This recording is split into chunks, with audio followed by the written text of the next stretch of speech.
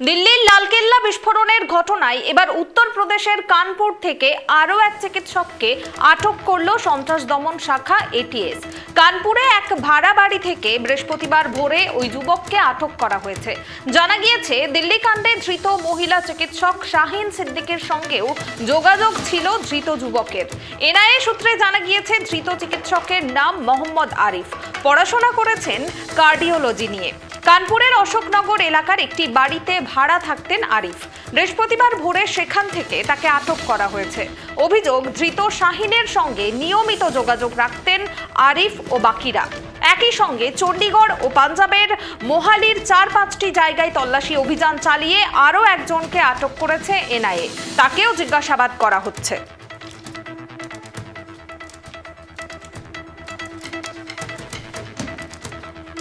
এ বিষয়ে বিস্তারিত জানবো। এই মুহূর্তে আমার সঙ্গে টেলিফোন লাইনে রয়েছেন আমাদের প্রতিনিধি অংশুমান। দিল্লির লালকেল্লার বিস্ফোরণ কাণ্ডে একের পর এক গ্রেপ্তারি, এবং এখনো পর্যন্ত কতজন গ্রেপ্তার হয়েছে এবং তদন্ত কতটা এগিয়েছে? প্রথমেই তোমাকে বলে রাখি যে এই বিষয়ে কিন্তু প্রধানমন্ত্রী যে কথা আছে, একটা পরিষ্কার কথা বিদেশের মাটি থেকে বলে এসেছিল, অর্থাৎ ভুটানে বলেছিল যে এই ঘটনার কাউকে রিয়াদ করা হবে না এবং শেকড় পর্যন্ত যাওয়া হবে।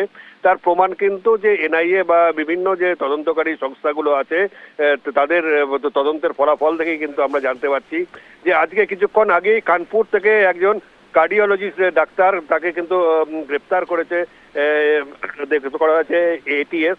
এবং এই যে কানপুর থেকে যে ডাক্তারকে গ্রেপ্তার করা হয়েছে, সে একটি ভাড়া বাড়িতে থাকতো এবং সে যে নিয়মিত যে শাহিন ছিল, শাহিনের সঙ্গে কিন্তু নিয়মিত যোগাযোগ রাখতো। তার প্রচুর তথ্য প্রমাণ ইতিমধ্যে কেন্দ্রীয় গোয়েন্দা সংস্থাদের কাছে আছে এবং তাকে জিজ্ঞাসাবাদ করা হয়েছে।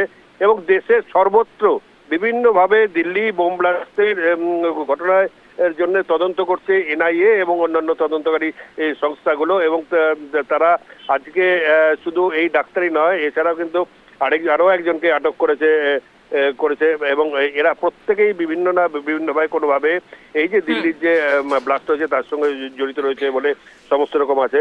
এই যে শাহিন সিদ্দিকের সঙ্গে এই আরিফের যে যোগাযোগটা কি করে হলো, সেই বিষয় নিয়ে কিন্তু এখন তারা তদন্ত করছে। তারা নিজের নিয়ে গিয়ে জিজ্ঞাসাবাদ করে হয়তো এখান থেকে আরো কিছু তথ্য বেরিয়ে আসবে।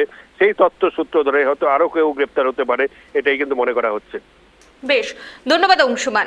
যে খবরের দিকে আমাদের নজর রয়েছে, দিল্লির লালকেল্লা বিস্ফোরণ কাণ্ডে একের পর এক তথ্য উঠে আসছে, একের পর এক গ্রেপ্তারের সংখ্যা বাড়ছে এবং আরও এক চিকিৎসককে আটক করেছে সন্ত্রাস দমন শাখা। অর্থাৎ এই যে বিস্ফোরণের ঘটনা, সেই ঘটনার সঙ্গে কিন্তু একাধিক চিকিৎসক জড়িত রয়েছেন। এর আগে 6 জন চিকিৎসককে আটক করা হয়েছিল, এবার সেই তালিকায় আরও একজন যোগ হলো।